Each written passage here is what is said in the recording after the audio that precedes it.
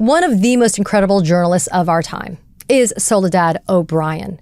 She has taken her talent and her gifts, and she's been working on and produced a couple of documentaries that are must-sees. One is The Perfect Neighbor on Netflix, and the other is The Devil is Busy on HBO. They are explorations of stories that are so unbelievably compelling that you have to watch them. And I had the privilege of sitting down with Soledad to be able to talk about both of those documentaries and to also kind of quickly explore what it's like to be.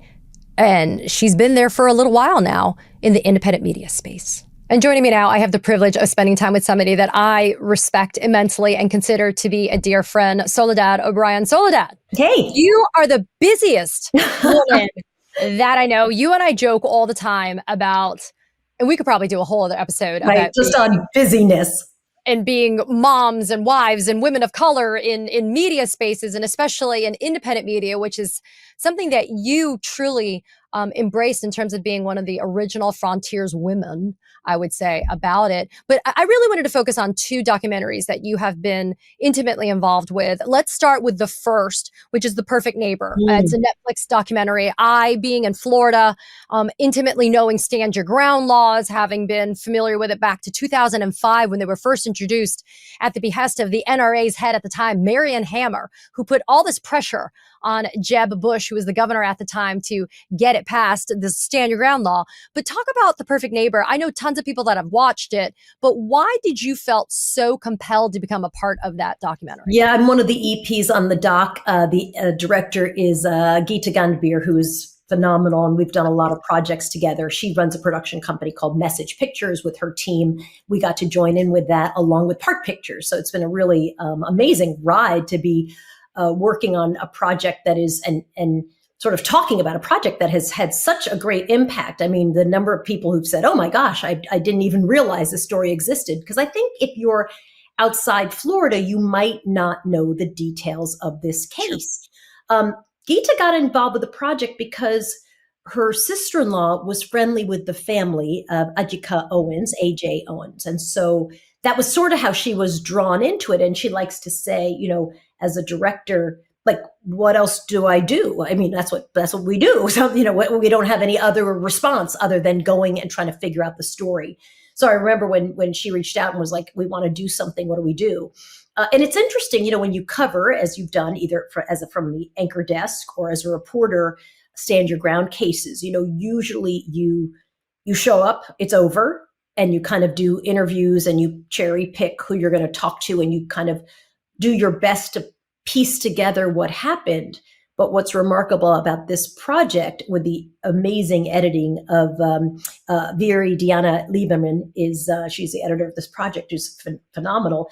It's all body cam footage, right? It's the police body cam. I think Geeta was saying at one point they thought they had about 20 different body cams, because by the time the horrible ending has happened, which is kind of how the doc starts, you have everybody rushing to the scene. And so it was the editor's job to kind of piece together what went with what, right? In a shot where you had one police officer and then the other one, they kind of acted, she said, like your crew. But of course, she'd say, oh my goodness, it would be so nice if they would stand still for longer so we could get a not moving shot.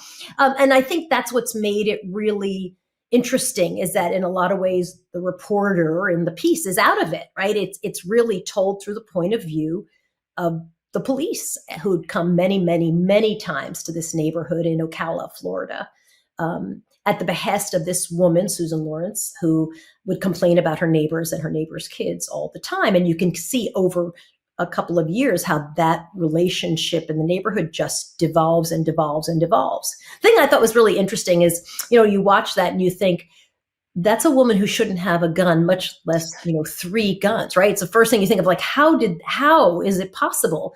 And then, of course, the doc ends with this, sense that I think you get throughout the doc of, like, these laws are disproportionately damaging to people of color.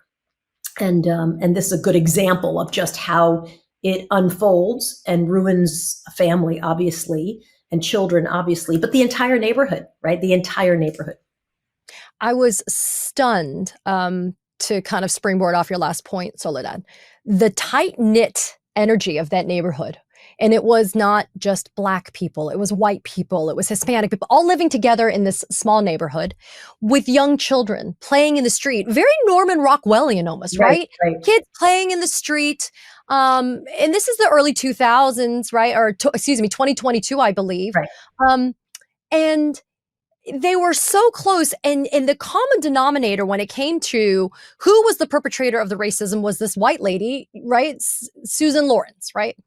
And the thing that really was also chilling to the bone was AJ Owens, and this is not a spoiler, right? Because people followed this case, this trial, because it did have some national newsworthiness because of the invocation of stand your ground that this woman, Susan, claimed that she was in self-defense when she shot through a locked front door of her home when AJ was standing on the other side, banging on the door, demanding that Susan come outside after Susan had thrown things, assaulted things, and threatened her kids, AJ's kids.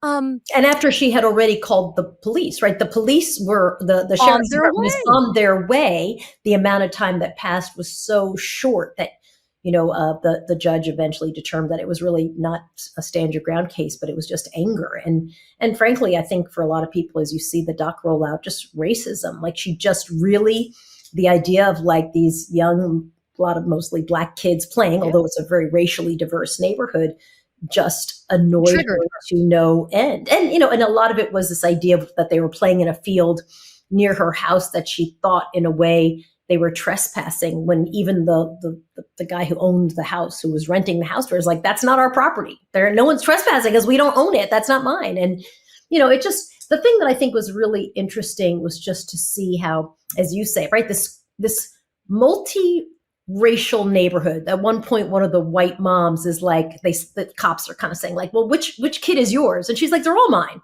and she's not pretending, right? She's kind of like, well, they all just run around like whatever adult is out here is the one who's kind of in charge of watching the kids. And you really get the sense of a very bucolic working class neighborhood where the kids are outside all the time. At one point, one of the little girls says, we're 11, right? When they're talking, she's like, we're 11. We're just like little kids.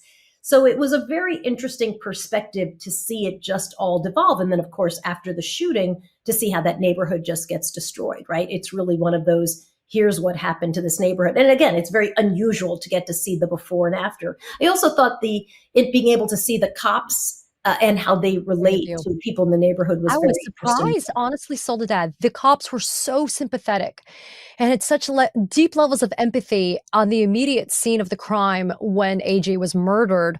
The consoling of the family, the neighbors, AJ's ex-husband. I mean, it was a very stunning thing to me because I don't mean to be, callous, but I didn't expect that from the cops to react that way. Yeah, it was interesting to see how young they were, and of course, again, body cam, so you're catching their personal conversations. Mm. They recognize that Susan Lawrence is a problem, right? In the neighborhood, she's the problem. She calls them all the time. The neighbors never called the police on Susan Lawrence, and so kind of begs the question: well, what do you do then when you have a person who clearly is the odd man out? Again, heavily armed. She had 3 handguns in her home.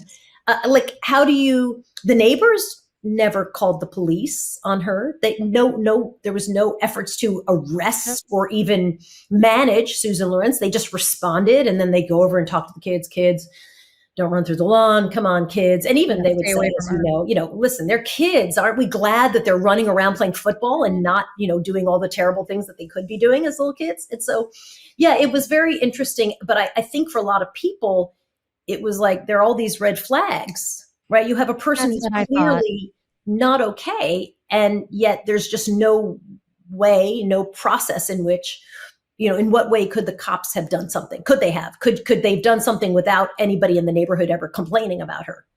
It's a good question. The fact that the documentary is pieced together with all of that body cam footage, as you noted a few minutes ago, was remarkable because there was a clarity to it, which I was just impressed from a cinematography kind of standpoint, right? I was like, wow, you can actually see pretty clearly. But it's funny because normally when we think about body cam footage, we think of it in a way that's, gosh, I hope they have body cam footage to show, wrongdoing by cops, right? Or something, right? And in this instance, or sometimes just surveillance, right? There's a lot of surveillance that happens of people. And it really made the project, I think, remarkable. And Geeta would talk about how she tried to then unravel it as almost as a thriller, right? Because you could, in a way, if if they were actor, right, it would be a true crime kind of project unraveling. And so it is, even though you start with the ending and then you back into it, it does take your breath away to see it all unfold. Well, Absolutely. the Yeah, it's the been a really buildup cool of project. the We do a lot of projects with Geeta and Message Pictures. And so it's really fun to work with her. And the other thing I'll mention, just because I know it's important to you, Geeta is one of the best mentors that I know. So often she will work with people, and then after she works with them, kind of say, who'd be great as a great director, who'd be a great producer, and so we often get, like there's just a group of people who kind of work with everybody and grow. And I've really been impressed by how much she is. People talk a lot about mentoring. I think we all do, but she just really is like, okay, this person did this. They're now ready to direct. So they need to be that. But I'll be there to help them be successful. And it's really fascinating to watch that in process as well. The person one of Geeta's really great friends, but also producers, we ended up stealing for our second project, The Devil is Busy, which is now on HBO. And she was the director of The Devil is Busy, and along with Geeta as well. Yeah, I just wanted to note before we switched gears to talk about The Devil is Busy that the Perfect Neighbor, the Netflix documentary, the buildup of the tension was palpable, and it was done in such a artful way that you almost forgot that you were just living this through body cam footage, right? Like it just was done so skillfully that you didn't. It's almost like you forgot that you were watching it through the lens of a body cam on a cop, right? And so I felt like the musical producers, the producers for Message Picture, like all of that is very intentional and very hard, right? Body cam is chaotic. So the amount of work to sort of make it come together in a linear story was amazing. They've done just a fantastic job, and it's been such an honor to be working on a project and be affiliated with a project like this, because I think it's very much in the umbrella of all the stories that I've had a chance to do in my career. How do you tell a story like this? It's been really an amazing project. And of course, we just mentioned it a minute ago, The Devil is Busy, a HBO documentary that follows Tracy, a security guard, the head of security at an Atlanta women's healthcare clinic. That was also another one of those kind of first person, let me get a glimpse into how it is to work in a women's healthcare clinic. Talk about why that piece or that documentary was so important for you to be a part of as well. Yeah, we knew that Roe v. Wade was going to die. I think we all knew it going in. I don't really know a lot of people who didn't have a pretty good inkling. And so we were trying to figure out, all right, what is the story then that we want to tell out of this? And our producer, director, Crystal and Hampton, was kind of sent out to try to figure out, like, what is the story? As we always do, right? What is the story? I hate the word character, but you look for the person who's going to be able to be the vessel that carries that story. And when we met Tracy, we just loved her, partly for a host of reasons. One, I have really enjoyed the act of staying out of the narrative. It's not, hey, everybody, let me now introduce you to Tracy. Like, she tells her story. Exactly. And I love that she's a very deeply religious woman. We start the doc with Tracy, doing prayers in the morning, starting her morning with prayers, because I think often we think about the protesters as deeply religious, but very rarely do you get any insight into the people who work at the abortion clinic as whatever they are. Like, what are they, religious, not religious? And so Tracy is a very interesting, complicated, religious woman, and contrasting her sense of religion with the protesters who you hear the entire time. The other thing that I thought was just a really great choice. Often, as you know, in a piece, you'll run the protesters soundful, right? You hear them and then you drop it and they're gone. But instead you hear them the whole entire time, because that's actually what they're like.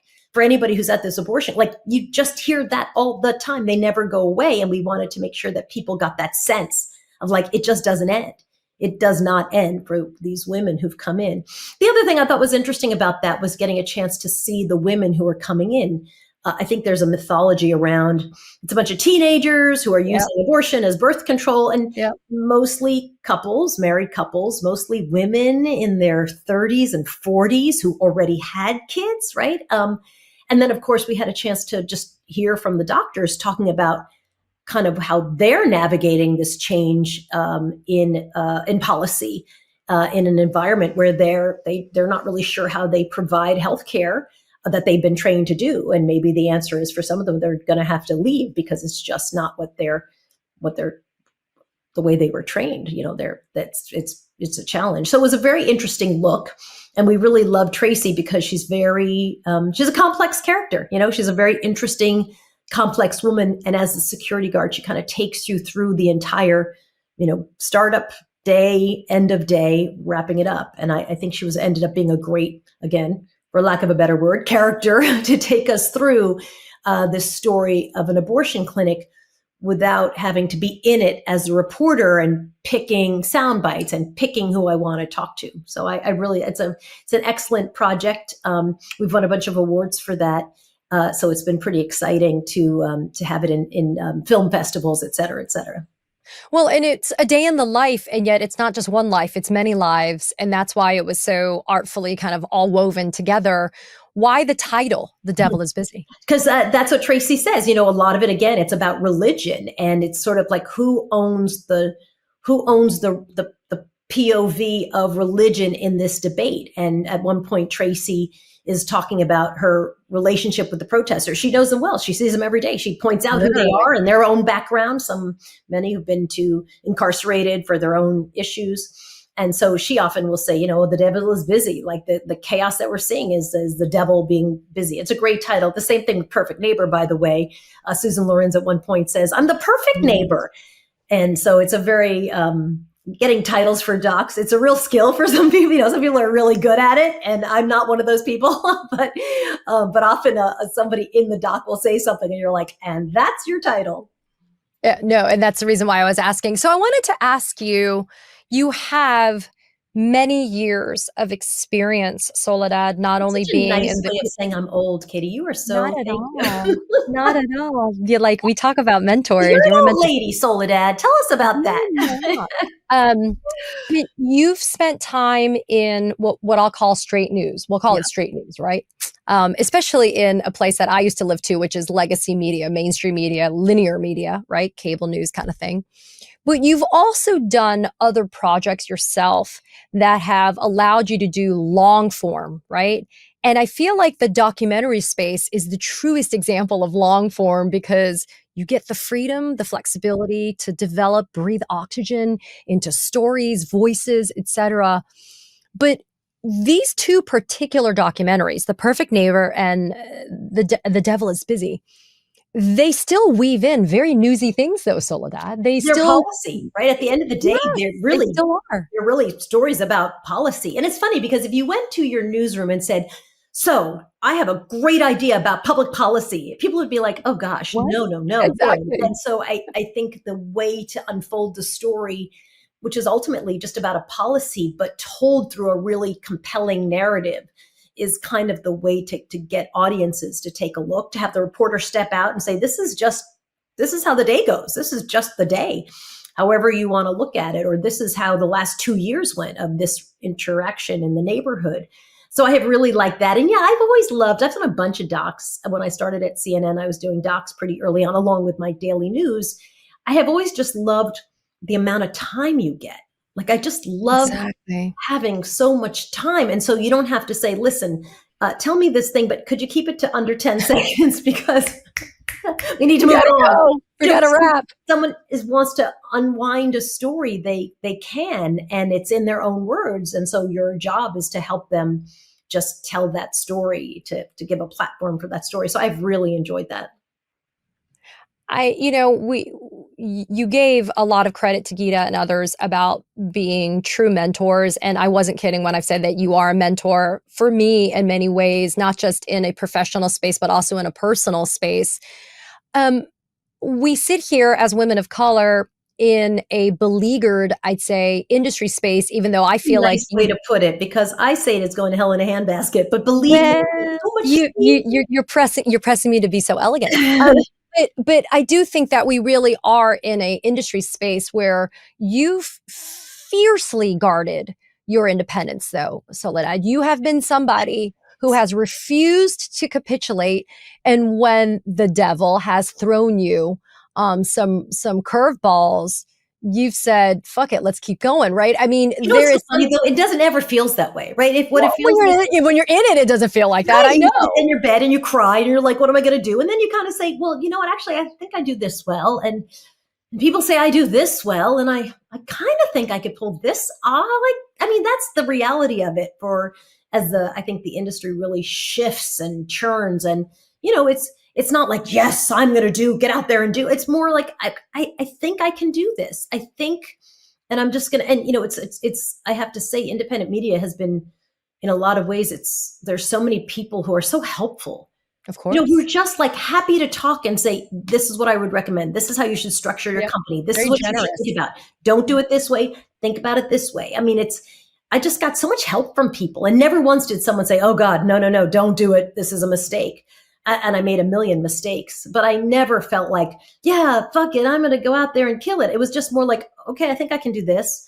Okay, I made that mistake. That was all right, but I think I can do that. I mean, it was really little baby steps. And so as people come into independent media, we'll find our paths. There's so many great stories. And I do think national media, mainstream media really is kind of ignoring a lot of these policy stories, right? They just don't do a good job telling them, or they do them as a 15-second, 20-second Well, reader. because Soledad, a lot of them are compromised now, right? Let's be blunt. A lot of the major legacy entities, I used to call them the Holy Trinity, ABC, NBC, CBS, like a lot of them are compromised now. They are bending the knee. They are looking over the shoulder to make sure the FCC chair, Brendan Carr, isn't breathing down their throat. I mean, they are equating policy stories with being taboo things. Maybe they're, quote, too woke, or they're, an invocation of DEI. I mean, they're very worried. Yeah, I think also, for a lot of these organizations that have business before the administration, right, they're very nervous about that relationship. So they want to be extremely careful, sometimes censoring, I think, themselves before anybody even asks them to censor anything.